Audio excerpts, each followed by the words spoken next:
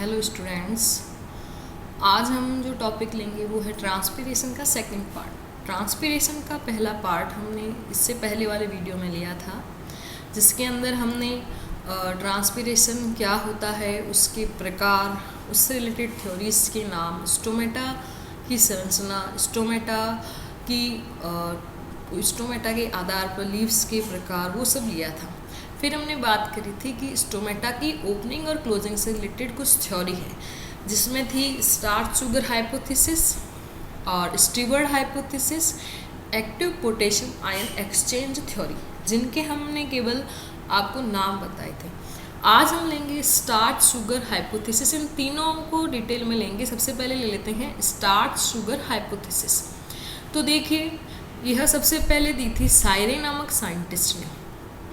इन्होंने क्या किया था, देखिए, जो भी थ्योरी है वो बताती है कि दिन में स्टोमेटा जब खुलते हैं तो क्या चेंजेज आते हैं, और रात में जब स्टोमेटा बंद होते हैं तो क्या चेंज आते हैं।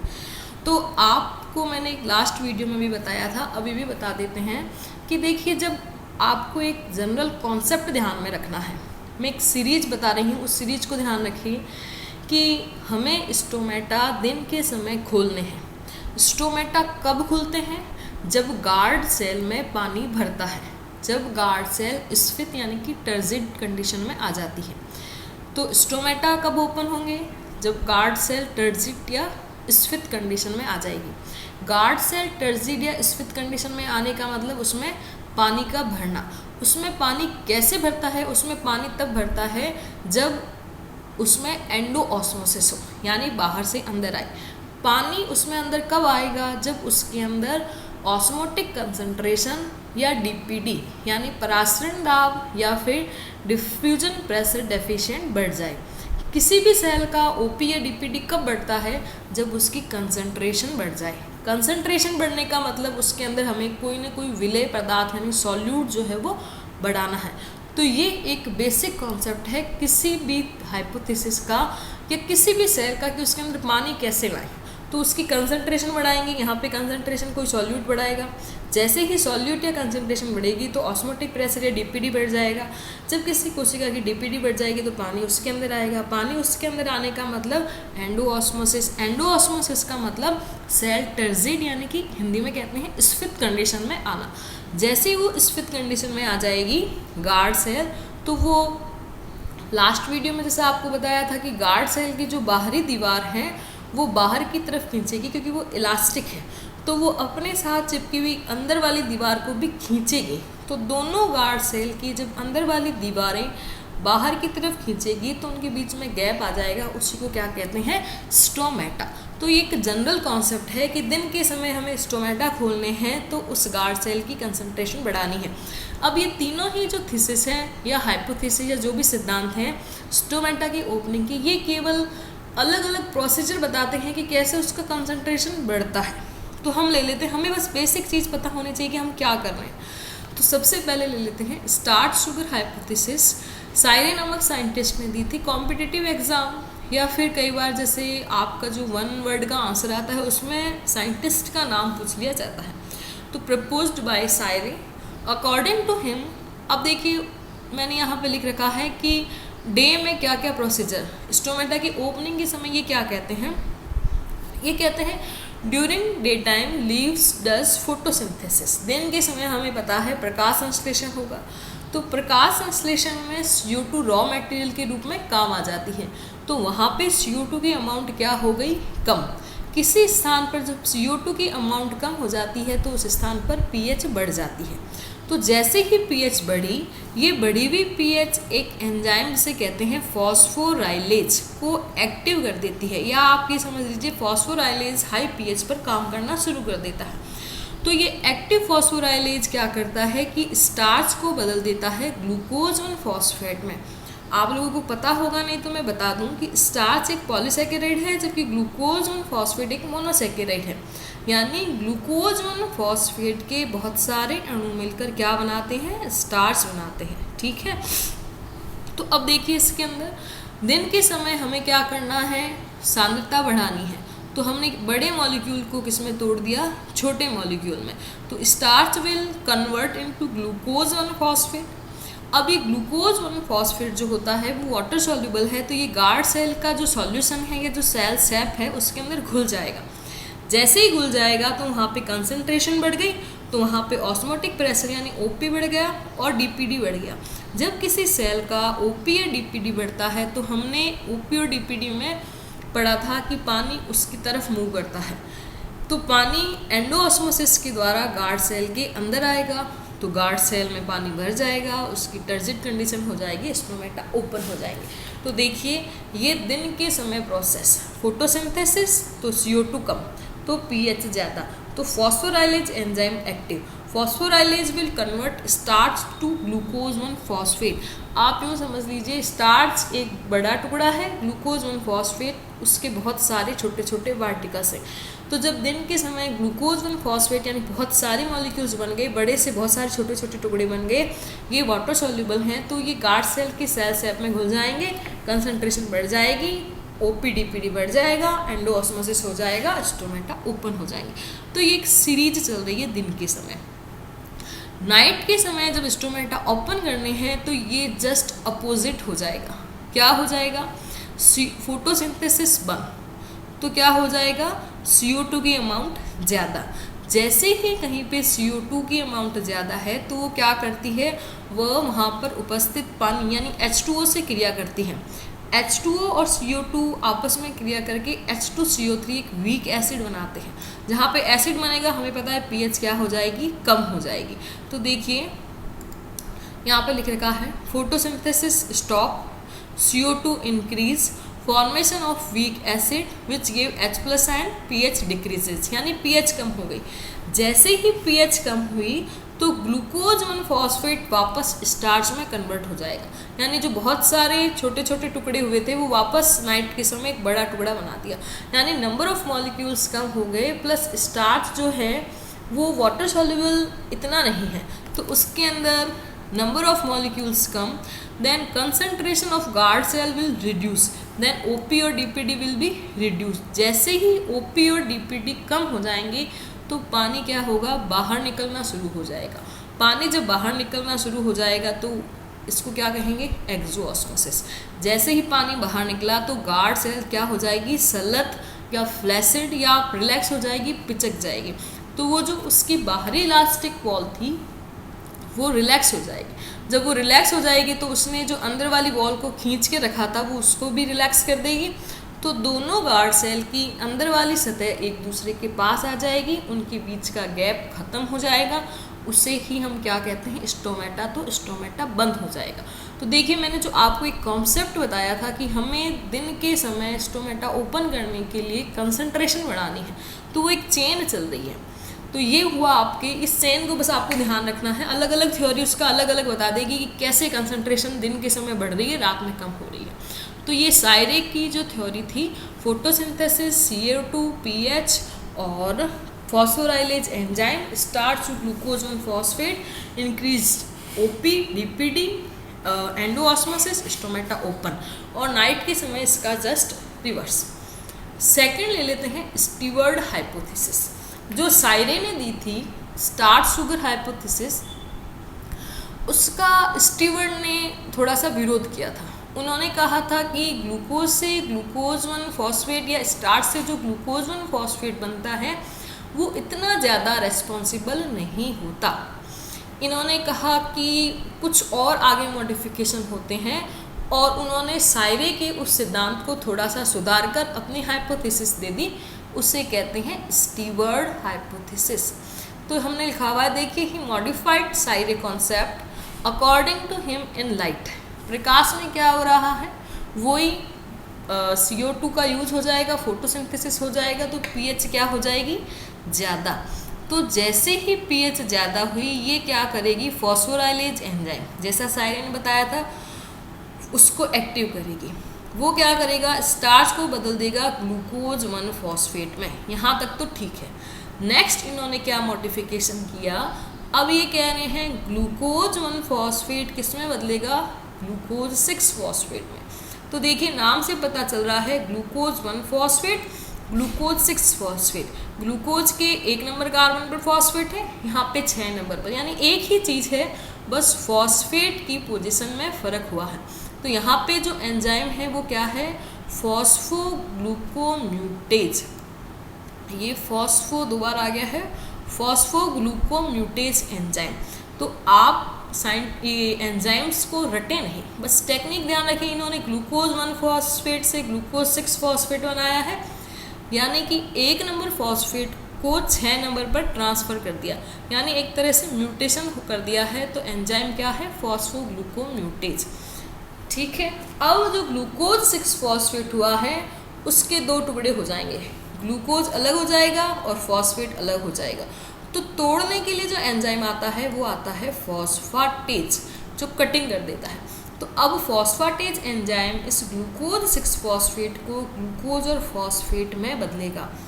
अब स्टीवर्ट ने कहा ये जो ग्लूकोज और फॉस्फेट के टुकड़े हैं ये गार्ड सेल की कंसंट्रेशन बढ़ाएंगे, ओपी बढ़ाएंगे, डीपीडी बढ़ाएंगे, एंडोऑस्मोसिस होगा और स्टोमेटा ओपन होंगे। तो स्टीवर्ट ने क्या किया कि सायरे की हाइपोथेसिस को 2 स्टेप आगे बढ़ा दिया। यहाँ तक तो हमने किया ही था ग्लूकोज 1 फॉस्फेट, इन्होंने ग्लूकोज 1 को ग्लूकोज 6 में बदला फॉस्फोग्लूकोम्यूटेज से, फिर ग्लूकोज 6 फॉस्फेट को तोड़ दिया ग्लूकोज और फॉस्फेट में फॉस्फाटेज से। जब भी आप किसी जैसे ग्लूकोज 6 फॉस्फेट या किसी भी फ्रक्टोज 6 फॉस्फेट को तोड़ने का काम करते हो तो एंजाइम हमेशा फॉस्फाटेज ही आता है। आप रेस्पिरेशन, फोटोसिंथेसिस में भी ध्यान रखिएगा, एंजाइम रटे नहीं, मैं आपको फिर कह रही हूँ। यदि आप इसको लर्न करेंगे केवल बिना समझे तो ये बहुत हार्ड हो जाएगा। नेक्स्ट, स्टीवर्ट के अकॉर्डिंग रात में क्या होता है, photosynthesis stop, CO2 level increase, pH reduce, glucose acts with ATP। ये जो ग्लूकोज है, जो ग्लूकोज और फॉस्फेट बना था, अब वो वापस बदलेगा ग्लूकोज 1 फॉस्फेट में। तो ये ग्लूकोज किससे क्रिया करेगा, ATP से। यहाँ पे एंजाइम कौन सा आएगा, हेक्सोकाइनेज। यही जो रेस्पिरेशन या ग्लाइकोलाइसिस का फर्स्ट स्टेप होता है वही चीज़ है। यहाँ पे ग्लूकोज ATP से क्रिया करेगा और बना देगा ग्लूकोज 1 फॉस्फेट। एंजाइम कौन सा आएगा, हेक्सोकाइनेज, क्योंकि जहाँ ये कौन से कितने कार्बन की है ग्लूकोज, 6 कार्बन की। जब किसी के ऊपर ATP जुड़ता है या ATP के द्वारा फॉस्फेट जुड़ा जाता है तो एंजाइम बनता है काइनेज। तो हेक्सो 6 कार्बन का और काइनेज, हेक्सोकाइनेज एंजाइम ये जो ग्लूकोज बना था दिन के समय उसके ऊपर ATP से फॉस्फेट जोड़ देगा और बन जाएगा ग्लूकोज 1 फॉस्फेट। अब ग्लूकोज 1 फॉस्फेट को वही सायरे वाला फॉस्फोराइलेज एंजाइम जो है वो किस में कन्वर्ट कर देगा, स्टार्च में। जैसे स्टार्च बन गई वही वापस OP कम हो जाएगा, DPD कम हो जाएगा, यानी पानी की मांग कम हो गई। पानी की मांग कम हो गई तो पानी बाहर निकलना शुरू हो जाएगा, वही चीज़ वापस गार्ड सेल की वॉल रिलैक्स हो जाएगी, स्टोमेटा क्लोज हो जाएंगे। तो सायरे और स्टीवर्ट लगभग एक जैसे ही हैं, बस थोड़ा सा उन्होंने अंतर दे दिया 2 स्टेप का। ठीक है, वहाँ पे केवल एंजाइम था फॉस्फोराइलेज, इनके अंदर फॉस्फोराइलेज, फॉस्फोग्लूकोम्यूटेज, हेक्सोकाइनेज, ये एंजाइम इन्होंने ऐड कर दी है। तो ये हुई 2 हाइपोथेसिस। फिर देखिए है तीसरा, active potassium ion transport theory, यानी सक्रिय पोटेशियम आयन परिवहन सिद्धांत। यह सिद्धांत बहुत इंपॉर्टेंट है। ये क्या कहता है, देखिए, in the presence of light starch will disappear and convert to organic acid such as malic acid. ये इन्होंने कहा कि स्टार्च ग्लूकोज में नहीं बदलती है, कुछ कार्बनिक अम्लों में बदल जाती है, जैसे कि मैलिक एसिड। मैलिक एसिड एक वीक एसिड है, तो ये क्या करेगा, मैलेट आयन में कन्वर्ट हो जाएगा और हाइड्रोजन आयन में कन्वर्ट हो जाएगा। तो देखिए अब ये प्रोसेस कहाँ हो रहा है, गार्ड सेल के अंदर हो रहा है। गार्ड सेल में मैलेट आयन बढ़ गए और हाइड्रोजन आयन भी बढ़ गए। अब ये हाइड्रोजन आयन जो गार्ड सेल में बने हैं ये गार्ड सेल से बाहर निकलेंगे और दूसरी एपिडर्मल सेल्स में जाएंगे। जैसे ही H+ आयन बाहर जाएंगे तो दूसरी एपिडर्मल सेल से इस मैलेट आयन यानी जो नेगेटिव आयन है उसको बैलेंस करने के लिए पोटेशियम जो है वो बाहर से अंदर आएंगे। मान लीजिए ये है गार्ड सेल्स, तो यहाँ पे क्या बना है, एक तो बना है आपके मैलेट, ठीक है, एक बना है H यानी कि हाइड्रोजन। अब यहाँ से H+ तो जाएंगे बाहर, जैसे ही H+ बाहर जाएंगे, गार्ड सेल क्या है, एक मॉडिफाइड एपिडर्मल सेल है, तो दूसरी एपिडर्मल सेल में जाएंगे। वैसे ही बाहर की जो सेल्स हैं उससे के यानी कि पोटेशियम वो आ जाएंगे अंदर की तरफ। इसको बैलेंस करने के लिए कुछ ना कुछ तो चाहिए, तो पोटेशियम आ जाएंगे, प्लस यहाँ पे कुछ क्लोराइड आयन भी होते हैं जो उस पोटेशियम को बैलेंस करते हैं। तो मैलिक एसिड टूटता है मैलेट H+ में, H+ बाहर जाते हैं, पोटेशियम अंदर आते हैं। गार्ड सेल में जो ये H+ और पोटेशियम का एक्सचेंज हो रहा है उसे ही कहते हैं आयन एक्सचेंज थ्योरी। अब इसके आगे एक्टिव शब्द क्यों लगाया? एक्टिव का मतलब होता है ऐसा कोई भी प्रोसेस जिसके अंदर एनर्जी का यूज हो रहा है। तो एनर्जी का यूज होता है यहाँ पे ATP जो है वो रेस्पिरेशन में जो ATP बनते हैं वो यहाँ पे काम आते हैं, इसलिए इसका नाम है active potassium ion exchange theory या ट्रांसपोर्ट थ्योरी। ठीक है, अब देखिए पोटेशियम बैलेंस हो गए क्लोराइड से मैलेट से। अब exchange of potassium and hydrogen is active process which used ATP produced by respiration due to increase of potassium and malate in guard cell. इस गार्ड सेल के अंदर पोटेशियम और mallet बढ़ गया है। इस सिद्धांत के अनुसार ये बढ़े हुए मैलेट आयन पोटेशियम आयन ही गार्ड सेल की OP और DPD को बढ़ाने के लिए जिम्मेदार है। जैसे ही OP और DPD बढ़ जाएगा ये क्या करेंगे, एंडोऑस्मोसिस, और वही टर्जिडिटी बढ़ जाएगी, स्टोमेटा ओपन हो जाएंगे। तो देखिए यहाँ पे इन्होंने अलग कॉन्सेप्ट दे दिया है इंक्रीज कंसंट्रेशन इंक्रीज होने का। वो क्या है, malic acid, mallet ion, H+ ion, H+ बाहर जाएंगे, पोटेशियम अंदर आएंगे, तो ओवरऑल कंसंट्रेशन किससे बढ़ रही है, मैलेट और पोटेशियम से। अब देखिए अंधेरे के समय इसमें थोड़ा सा चेंज है, जब स्टोमेटा बंद होते हैं तो एग्जैक्ट लाइट का रिवर्स प्रोसीजर नहीं होता है, यहाँ पे कुछ थोड़ा चेंज होता है। रात के समय फोटोसिंथेसिस बंद, तो कार्बन डाइऑक्साइड की मात्रा बढ़ जाएगी सब स्टोमेटल कैविटी में। जैसे ही कार्बन डाइऑक्साइड की मात्रा बढ़ेगी तो यहाँ पे एक स्ट्रेस हार्मोन आता है एब्सिसिक एसिड, जिसकी हमने लास्ट में भी बात करी थी कि एब्सिसिक एसिड स्टोमेटा की क्लोजिंग करता है। एब्सिसिक एसिड का नाम इसी थ्योरी में आया है, ये आप ध्यान रखिए। किस थ्योरी ने बताया था कि रात के समय स्टोमेटा क्लोज होने में एब्सिसिक एसिड काम में आता है? ये बहुत इंपॉर्टेंट चीज़ है, बहुत सारे कॉम्पिटिटिव एग्जाम में पूछा गया है। तो CO2 बढ़ जाएगी, बढ़ी हुई CO2 एब्सिसिक एसिड को इंड्यूस करेगी। एब्सिसिक एसिड क्या करता है, गार्ड सेल की जो परमेबिलिटी है आयंस के लिए उसको चेंज कर देता है।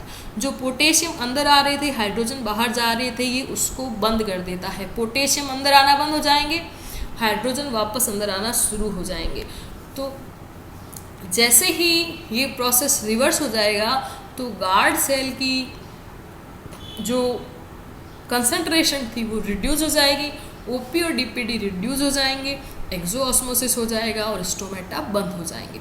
तो देखिए मैंने लिख रखा है carbon dioxide become increase in substomatal cavity in the presence of CO2 with help of abscisic acid, stomata become close. Abscisic acid stops the potassium intact, it moves potassium towards outside or towards subsidiary cells.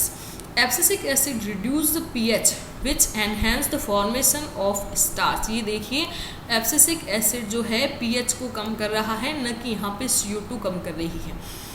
ये जो reduce pH हुई थी वो starch का formation शुरू कर देगी, जिससे OP कम, DPD कम, एक्सोऑस्मोसिस, स्टोमेटा बिकम क्लोज।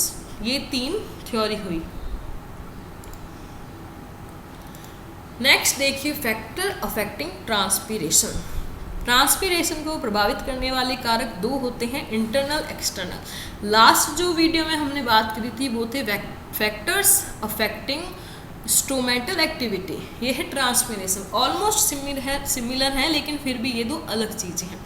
तो देखिए पहले है इंटरनल फैक्टर, यानी पादप के अंदर उपस्थित कारक जो कि वाष्पोत्सर्जन को प्रभावित करते हैं। तो इसमें बहुत सारे हैं। सबसे पहले हम ले लेते हैं स्टोमेटा।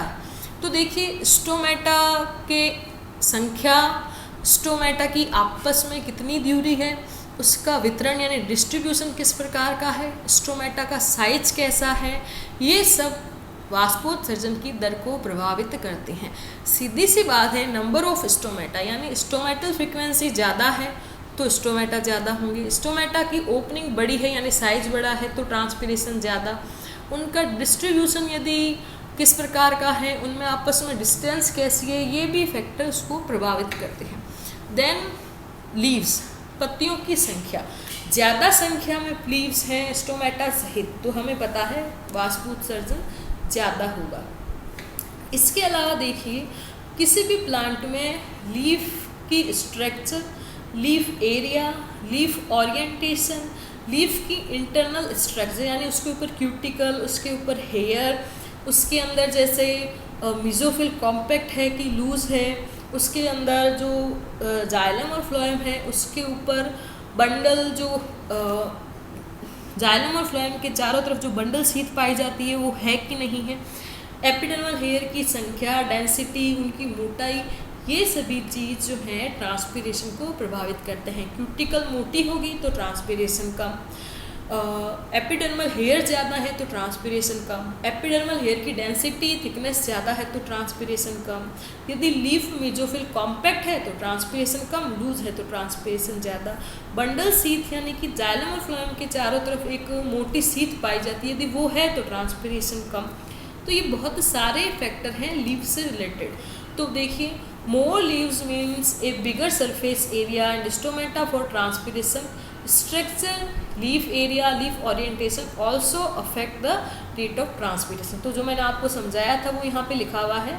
क्यूटिकल, तो जितना ज़्यादा मोटी क्यूटिकल होगी उतना कम होगा, एपिडर्मल हेयर डेंसिटी वगैरह। वाटर कंटेंट इन लीव्स, तो पानी जितना ज़्यादा होगा उतना ही ट्रांसपीरेशन का रेट ज़्यादा होगा। यदि लीफ में ही पानी कम तो ट्रांसपीरेशन अपने आप कम हो जाएगा। फिर लीफ एरिया यानी transpiring area, a plant with large leaf area, जैसा मैंने कहा था लीफ बड़ी है तो वो अपने आप स्टोमेटा ज़्यादा। फिर रूट एंड शूट रेशो, ये इम्पॉर्टेंट है, यदि किसी प्लांट में रूट शूट रेशो ज़्यादा है तो वहाँ पे ट्रांसपीरेशन ज़्यादा होगा, यदि रूट शूट रेशो कम है तो ट्रांसपीरेशन भी कम होगा। फिर है मीजोफिल, जैसा मैंने कहा कॉम्पैक्ट है कि लूज है, कॉम्पैक्ट का मतलब मीजोफिल्स की सेल पास में है तो पानी इवेपोरेट कम होता है, यदि वो लूज है तो पानी इवेपोरेट ज़्यादा होता है। Then leaf modification, formation of prickles, leaf spines, scaly leaves, phyllodes, phylloclades, ये सभी रूपांतरण हैं पानी को वाष्पोत्सर्जन से बचाने के लिए। तो जहाँ जहाँ पे ये सारे रूपांतरण होंगे वहाँ पे क्या होगा, वाटर लॉस कम होगा। तो ये सारे इंटरनल फैक्टर्स हैं। फिर देखते हैं हम एक्सटर्नल फैक्टर्स। एक्सटर्नल फैक्टर में देखिए सबसे पहले है लाइट इंटेंसिटी, प्रकाश की तीव्रता।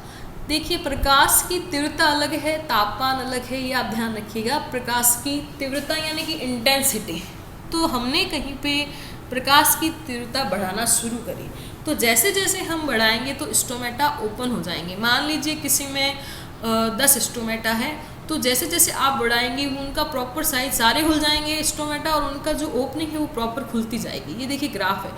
लेकिन अब 10 स्टोमेटा हैं, आप इंटेंसिटी बढ़ाते जा रहे हो तो 10 से 11 तो बनने से रहा। तो इसका मतलब क्या हुआ कि प्रकाश की तीव्रता बढ़ाने पर स्टोमेटा खुलेंगे यानी ट्रांसपीरेशन की रेट बढ़ेगी, लेकिन एक लिमिट के बाद में ट्रांसपीरेशन की रेट कांस्टेंट होती जाएगी, आप भले लाइट इंटेंसिटी बढ़ाते रहिए। तो ये हुआ rate of transpiration light intensity के बीच में curve. It warms the leaves up quicker, it also causes the stomata to open, thus more transpiration occurs during the day and the rate is higher on a sunny day compared to cold dull day। ये चीज़ आप ध्यान रखिएगा कि एक जगह जाके कि fix हो जाएंगे। जैसे मैंने आपको एग्जांपल से समझाया कि 10 स्टोमेटा हैं तो कितना ही लाइट बढ़ा, 10 ही खुलेंगे, टोटल 11 तो खुलने से रहा। सेकेंड, ह्यूमिड एटमॉस्फेयर, ये बहुत इंपॉर्टेंट है। ह्यूमिड एटमॉस्फेयर यानी कि वाष्पोत्सर्जन एक प्रकार का क्या है, विसरण, यानी कि एनवायरनमेंट में पानी की कमी है और पौधे के अंदर पानी ज़्यादा है तो विसरण क्या होता है, अपनी अधिक से कम की तरफ सांद्रता की तरफ जाना, तो पानी पत्ती से बाहर की तरफ आता रहेगा। लेकिन जैसे ही एनवायरनमेंट समझ लीजिए सैचुरेट हो गया वाष्प से, तो यदि एनवायरनमेंट सैचुरेट हो गया है तो क्या हो जाएगा, वाष्पोत्सर्जन कम हो जाएगा। तो एनवायरनमेंट में ह्यूमिडिटी यानी आर्द्रता जितनी ज़्यादा होगी वाष्पोत्सर्जन उतना ही कम होगा। जितनी बाहर आर्द्रता कम होगी उतना वाष्पोत्सर्जन ज़्यादा होगा। यानी rate of transpiration and humidity is reversely या inversely proportional to each other. तो ये ग्राफ देखिए, एक चीज़ बढ़ रही है तो दूसरी घट रही है, तो ये सारा इसके अंदर लिखा हुआ है। नेक्स्ट,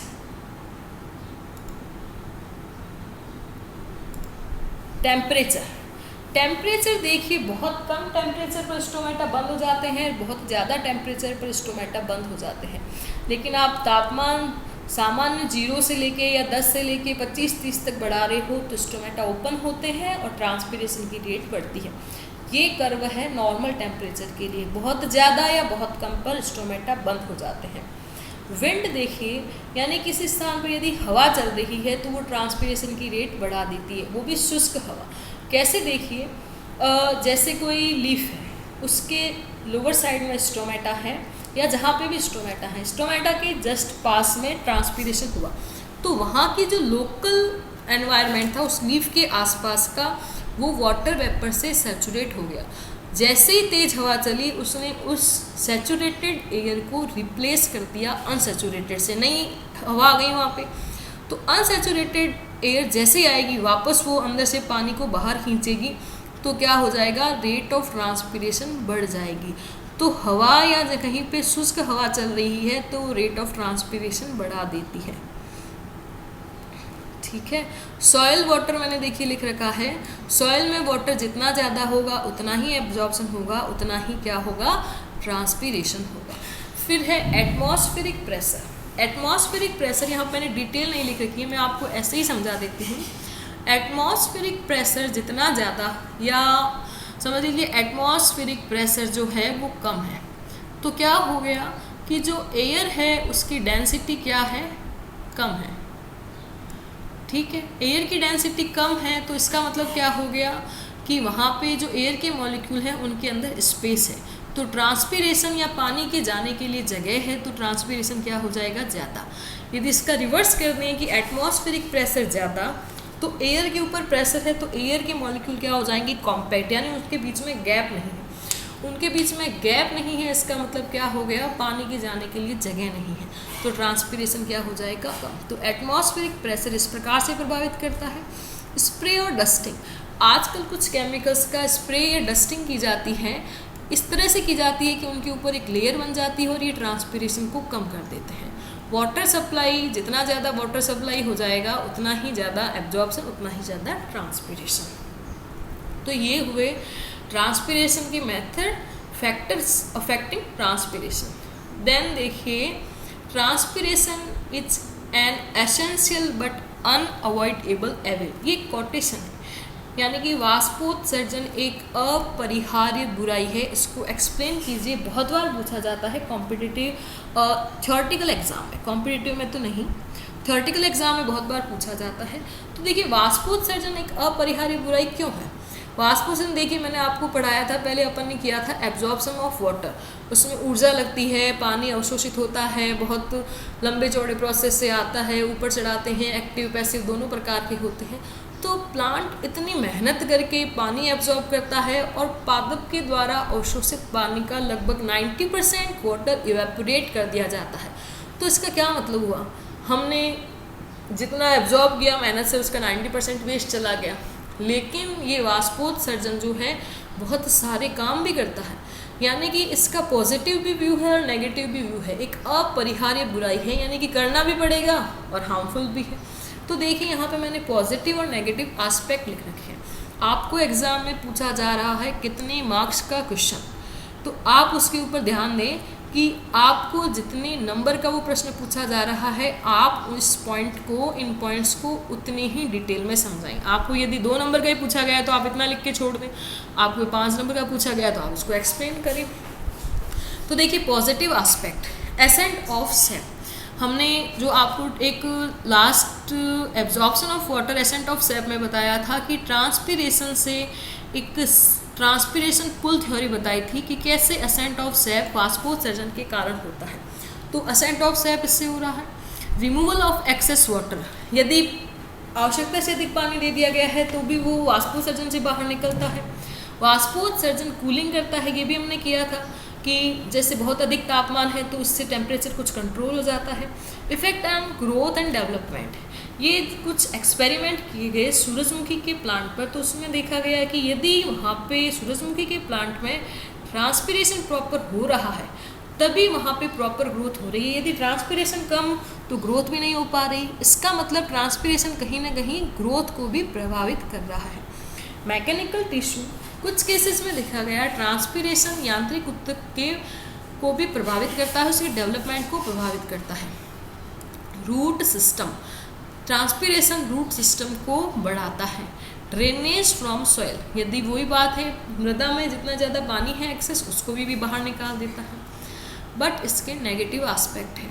रिड्यूस्ड ग्रोथ, यदि बहुत ज़्यादा ट्रांसपिरेशन है तो ट्रांसपिरेशन के कारण पानी उड़ जाएगा, दूसरे अंगों को नहीं मिलेगा तो उससे ग्रोथ कम हो जाएगी। वाष्पोत्सर्जन बहुत अधिक होता है तो मुरझान आ जाती है, स्थायी मुरझान बहुत हार्मफुल होती है। रिड्यूस्ड यील्ड, इसके कारण यदि एक बार किसी क्रॉप के अंदर ट्रांसपिरेशन के कारण विल्टिंग आ गई तो वहाँ पे 50% तक जो उसकी यील्ड होती है वो कम हो जाती है। कुछ केसेस में प्रोटीन ब्रेकडाउन देखा गया है, मेटाबॉलिज्म में कमी देखी गई है। तो ये सारे कारक जो हैं ये वाष्पोत्सर्जन को क्या कर देते हैं, एक बुराई बताते हैं या उसकी नेगेटिव एस्पेक्ट है। तो वाष्पोत्सर्जन एक अपरिहार्य बुराई है, ऐसी बुराई है या ऐसा काम है, ऐसा फिजियोलॉजिकल प्रोसेस है जो करना भी पड़ेगा, जिसके पॉजिटिव और नेगेटिव दोनों एस्पेक्ट हैं पादप को। तो ये मैं आपको फिर बता देती हूँ, इन पॉइंट्स को उस हिसाब से ही मेंशन करें कि आपको कितने नंबर का या कितने मार्क्स का क्वेश्चन पुट किया गया है थ्योरेटिकल एग्जाम में।